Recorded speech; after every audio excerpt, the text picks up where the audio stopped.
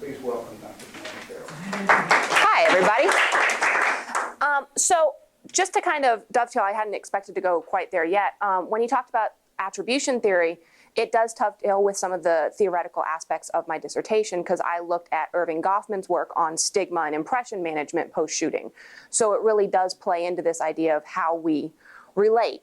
And one of the things that I wanted to point out at first is that when you start talking about these incidents, you have to contextualize it and realize that most officers will experience more trauma in their first 3 years on the street than the average citizen in their entire lifespan. So you're nesting this within other traumatic situations. And so we have to really address that. There are some points from the literature that I think are important for us to recognize, that we have approximately 380 citizens killed by justifiable homicides each year, on average. But what was interesting that happened at the beginning of this decade is that we started seeing an increase in officer deaths. And that does something to the police culture, especially when in 2011, we surpassed for the first time in a decade officers killed by firearms versus traffic accidents. That's telling us that there may be more violent confrontations going on between officers and citizens. And so we really need to be looking at what's going on in these situations. One of the other things that comes up is this idea that once you've been involved in one shooting, the research that's out there says you're likely to be involved in another one. You're more likely than somebody else. And this becomes interesting. My research partner on my dissertation is an officer who was involved in a shooting. And he said, somebody told me that within the month after my shooting. And I went, oh, great. I get to repeat the worst experience of my life over again. Fantastic. And I didn't tell him, well, this is why or how. And there's a couple of speculations about it. Are they more hypervigilant? Is it a function of where they're patrolling? Is it that they are more likely to display behaviors that become aggressive? So you have to think about why these things are happening. But the other part of this, and this is where we're starting to get some of the executives in law enforcement on board, are the costs to the agency. Most of these officers are gone within 5 years. They leave policing, even in good shootings. So the question is, what are we missing? Why are they leaving? Because if it's deemed a good shooting, they're called heroes and they get awards. And everybody's like, hey, that's the guy that did this. And they really have a hard time with that. There's an excellent video out called Don't Call Me Killer that talks about the aftermath of shootings. And so we have to really think about where they're going and why, because nobody follows up. Once they're gone, they're gone. The reality is most officers will have some psychological disturbances. My dissertation focused on what happened within the officer's immediate circle. So that officer, his colleagues that were closest to him, his significant other. But one of the things that came up in the literature is the police department actually plays a role in the development of PTSD. And this is where the controversial shootings come in, because if those officers feel isolated or cast aside, if they're hung out to dry, that actually increases their chances of developing PTSD. So while we have multiple constituent groups that we have to be responsive to in the aftermath of a shooting, one of the ones that tends to get really low priority is the actual officer, especially if it's controversial. So we need to keep these things in mind. Let me interrupt you just a second. Just looking at that, I would say that if they're not experiencing psychological disturbance, that gives me some problems. So, and it depends on how you talk about it. You'll have officers, he was fine. Well, he may have been fine publicly to you and a mess in private. Nightmares, he could have been drinking at home. There could have been domestic issues between him and his spouse that you don't necessarily know about. So saying someone is fine is not necessarily the case. These shootings also cost a lot of money. Between the investigative time, a lot of people don't realize in the state of Virginia, they have 3 concurrent investigations. You'll have an IA investigation, a homicide investigation, and a Commonwealth's investigation. So you've got a lot of money and resources going into these things. And with that stat about being 50% more likely to be in another shooting, do we have an intervention point where we can actually prevent some of these and find out why they're more likely? So these are some of the things that from the literature I think are important to consider. And it led me down what I often call the rabbit hole, because I thought this was going to be a nice short summer project. I'd get a publication out of it. It would be great. 5 years later, I have this massive dissertation that I'm starting to carve up, but it really opened my eyes to a lot of things. One of the things that was important and was unexpected was the scope of the research.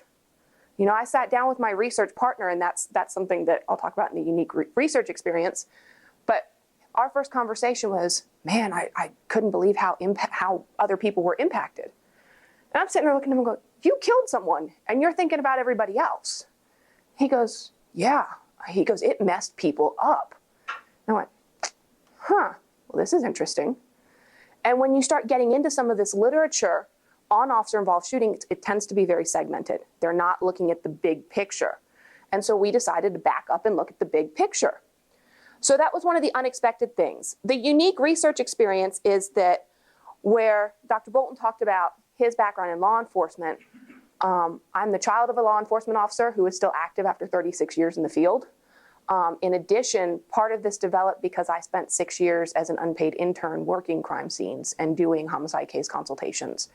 So I got to know these officers, and there was a trust that was developed, which means I got to ask questions that other people couldn't ask.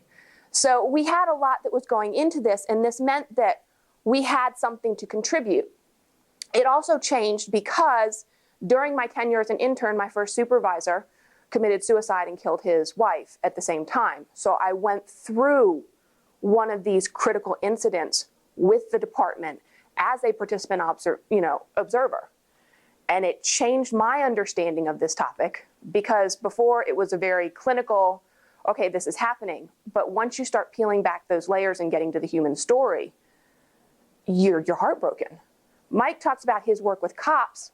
I've done work with the First Responder Network and West Coast Post-Trauma, where they actually bring in 6 officers a month to do week-long residential treatment on PTSD. And what some of these officers have been through and then put their families and friends through is just horrific when you start breaking it down. So we need to start talking about these things because we really just don't. Methodology for my research to date, I looked at a lot of different ways. How can we ask these questions? How do we get to the answers? And it was a little bit unusual, but we found that feminist methods were the best way to ask these questions. And you think, using feminist methods in a traditionally male field with these guys who are like, I'm macho and I can do this and I'm good. And then you start using these methods and asking different questions and making the focus of inquiry shift a little bit. And I had officers bawling during interviews, just crying. And you're like, okay, this is good, I think. You know, they would disclose things, sexual dysfunction, marital issues, nightmares, issues at work, all of these things that if you would ask them taking a very straightforward social science, questionnaire, they probably would have been like, oh, I'm good. No problems with that. We're fine. So it also amplified this understanding of how many people are impacted by one shooting and how this ripples out. Because these participants were like, one of the things that we found was most of them had been involved in multiple traumatic incidents. And you ask them, what was the first thing you thought when you were responding to the shooting? And I had 2 officers in this particular sample who had been shot in the line of duty themselves about 1.5 years prior, 2 years prior. And they were like, I just kept thinking back to my shooting and going, God, I hope somebody's not shot. I hope they're not. I can't. And so when you start getting those kinds of reactions, you're like, ooh, there's something going on here.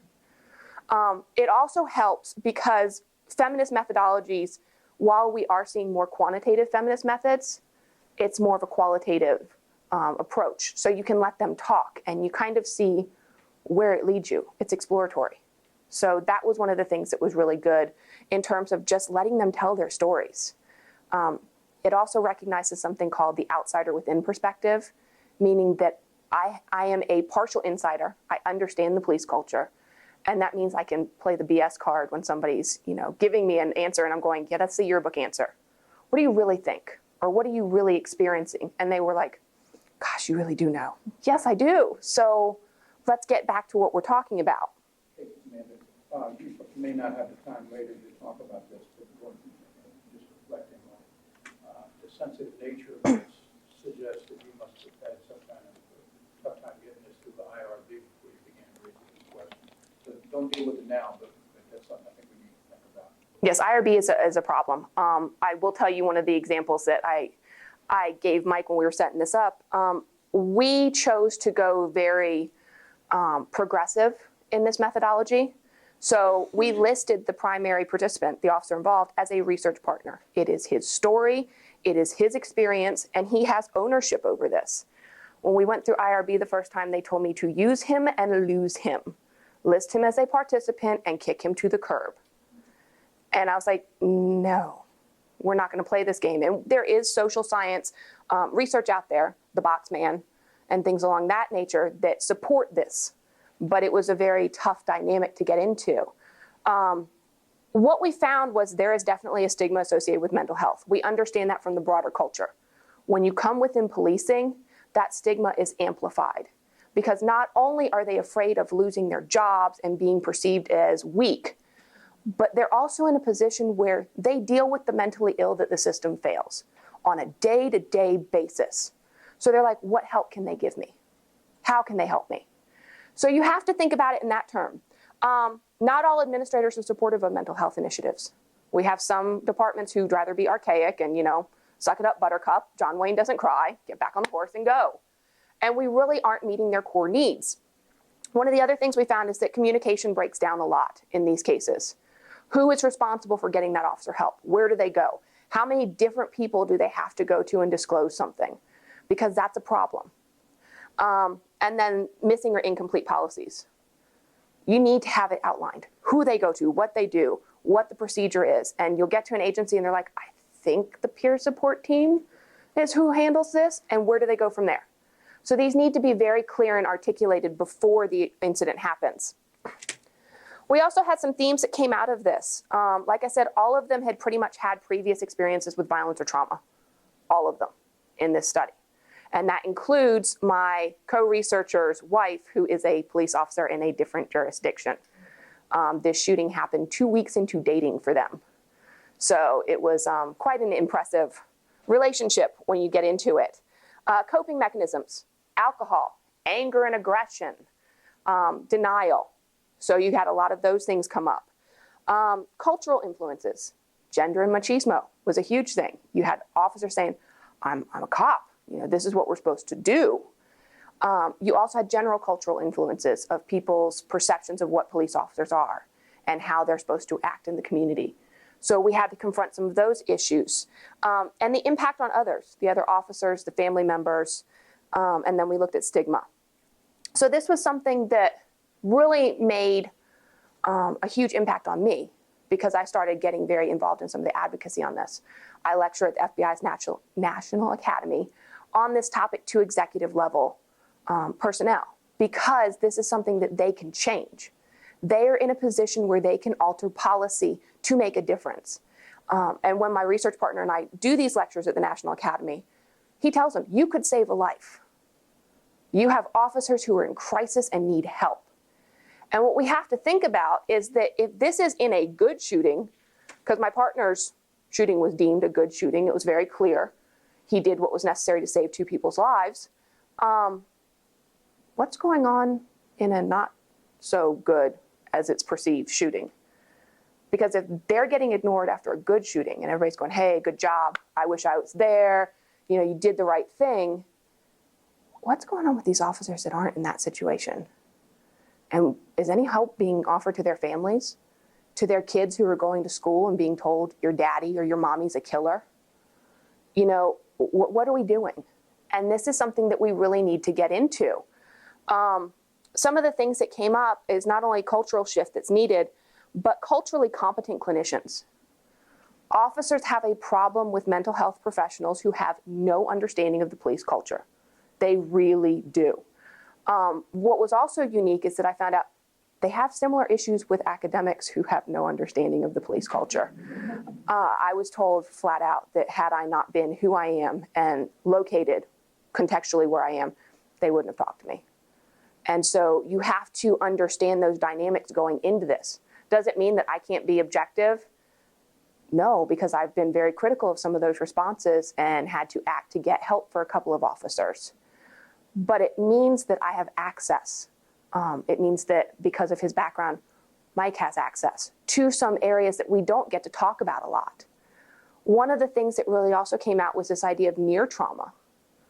You know, I talked to officers and you'd have the ones that are telling you, I locked eyes with the suspect and I knew I was going to have to shoot him. And then he dropped his weapon and nothing happened. But when they're telling you this, their respiration changes, their demeanor changes. So no, nothing didn't happen, something happened. And how many of those incidents happen and then impact later critical incidents? So we've got to ask a lot of these tough questions. Amanda, talk for just a second before I forget about objectivity of this. It's really nice that we have access and people trusting of us, but to somebody who's an outsider, they may be looking at this and saying, because we have that kind of relationship, we may not be as objective. This is a dual-edged sword because as a qualitative methodologist, I argue that inherently as humans, we are not objective. That by the subjects we pick, we have a bias. What this allows you to do when you take this type of approach is use standpoint. And so you unpack your own baggage periodically throughout this research. You step back and you say, why am I having a reaction to this? And you document it and you pull it apart. And then you step back in and say, okay, when I look at this objectively, this is why. And so you constantly check yourself, because if you don't, then your research is not valid and it can't help anybody. So the objectivity is an ongoing process because we're human, right? We get emotional, we get involved. When you have somebody crying to you that their children hate them and that they have a drinking problem, and you're just kind of like, I can see what happened. One of the officers that I talked to had investigated 13 officer-involved shootings, including 2 where officers were killed, and just starts sobbing. And I said, did anybody ever ask you if you were okay? He stops and he looks at me and goes, you just did. The first person out of 13 officer-involved shootings that asked you if you're okay, this is a problem. So I think, objectively, can I go back and pull that apart later and look at the transcript and apply theory? Yes. Was I necessarily objective in that absolute moment? Possibly not, but that's part of the process of doing a strong qualitative study, is recognizing that and being as objective as possible. So this is something that we really looked at. Some thoughts for the future that Mike and I have also talked about is, where can we intercede with training and policy? Where can we make differences that keep all constituent groups represented? And how can we handle these better? Secondary and tertiary trauma is a really interesting area. My research partner is an IACP, which is the International Association of Chiefs of Police, research fellow right now working on a vicarious trauma toolkit for the first responder community. So this is something that we are still very much engaged in. And looking at why these issues of near critical trauma and cultural competency intersect with this and how can we improve there as well. This is something we're definitely in the very early stages of, so we'd appreciate any feedback or comments. Anything we haven't thought of, potential problems, we'd greatly appreciate that. Yes? I was thinking of, as from a nursing perspective, do they have a, intervention with clear, how can I say this, they have support and assessment criteria for the ability to return to work, or they have a period of time where they can rehab. I don't know how else to describe it. But when they say, these are what we see as somebody who's ready to return to duty. Do you know what I'm I understand what you're saying. So assessment criteria, you're looking at fitness for duty evaluations. Yeah. And some agencies use them. Other agencies depend on that officer's individual therapist to certify when they're ready to come back. So maybe that's something to come out of this. So what are the criteria that would say the person's ready to return to duty? What if something we found that people more ready to go back? Where they don't have that, and Bonnie, you can talk about this because you're the second person, you have that residue of trauma after trauma after trauma after trauma. Well, and I mean, that was the thing that was resonating with me when we were talking, is just the culture of a police department. It's sort of like veterans, that I think that there's so much work with PTSD because of the cultural component of it, and really getting people to remove that stigma that's associated with realizing that there's issues related to the trauma, and being able to verbalize that in a way that doesn't don't know what a good word is for that, but There was a really good PSA that came out last week from the Police Benevolent Foundation that had an officer putting a shotgun in the back of the car, and it says PTSD, it's not about what's wrong with you, it's about what happened to you. And so trying to change the culture is a huge issue. But with your question about assessment criteria, this is again an issue of cultural competency, because I know a lot of police officers who can really bluff their way through appearing okay, especially if you don't know how to cut through the BS. I had an officer come back from a psych eval, and he said, he made me put my finger on my nose and spin in a circle. I mean, really? He was like, great, I'm well. I can spin in a circle with my finger on my nose. And it's like, and then the challenge becomes, how do I get that officer to go to another doctor? They've had a bad experience. How do we get them help? Because now they've got that barrier up.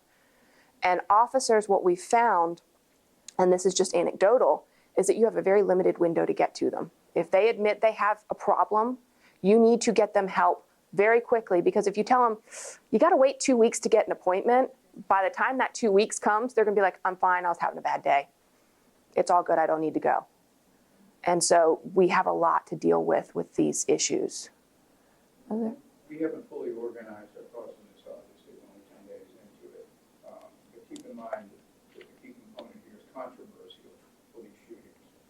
And I'm not quite sure how we're going to get into this, but we're not hypothesis tested, but if we were, I think we'd get a pretty strong outcome on this, is that when these things are controversial, to use a man's term, people are left out to dry, and that's our concern.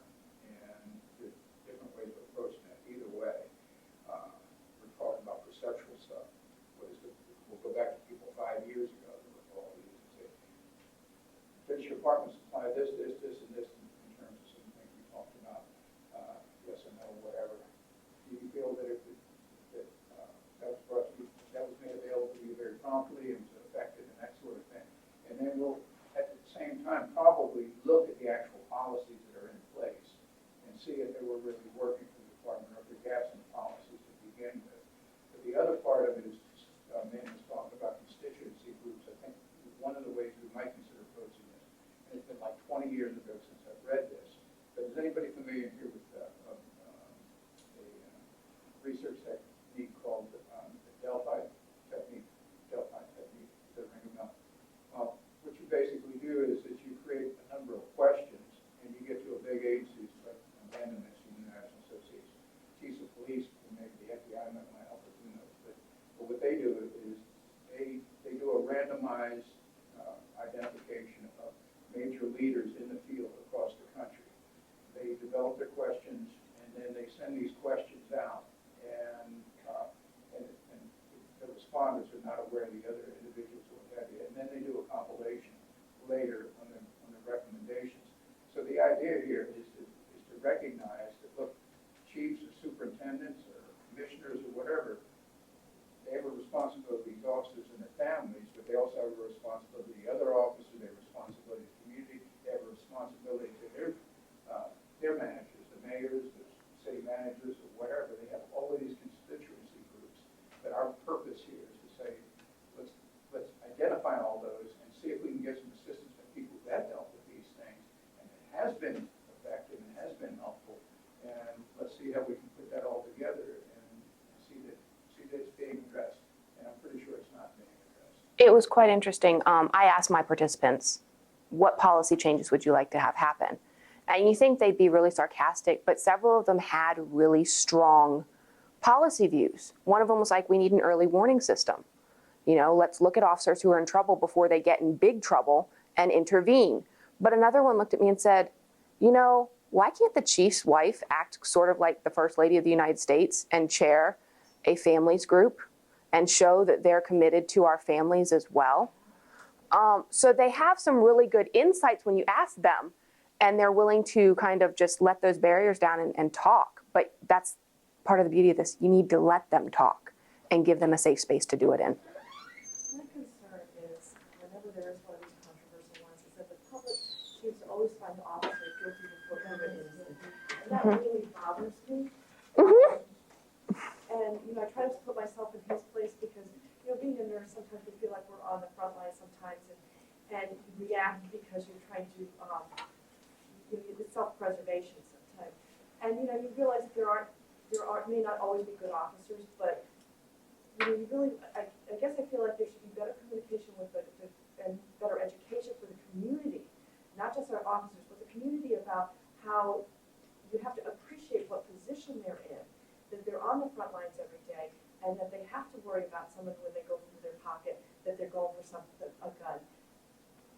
I guess I just feel bad for them. You do. You have that sense of dread for them. St. Louis did a really interesting initiative in the last week or so, where they brought their state representatives in and put them through a mini academy. And actually, several of the state senators would have been dead because they didn't search people well. They did things like turn their back on offenders. And the state senators, who are usually the ones that are giving the media sound bites of, we're going to get to the bottom of this and we're going to clean it up. And they were like, we had no idea. We had absolutely no idea that this is what happens. And so I think community education is a huge part, but we also have to encounter media bias that's going to happen with these that inflames those tensions. Yes. They make things so much worse. Yep, absolutely. So I think we've run out of our time and I don't want to take other people's. So thank you guys.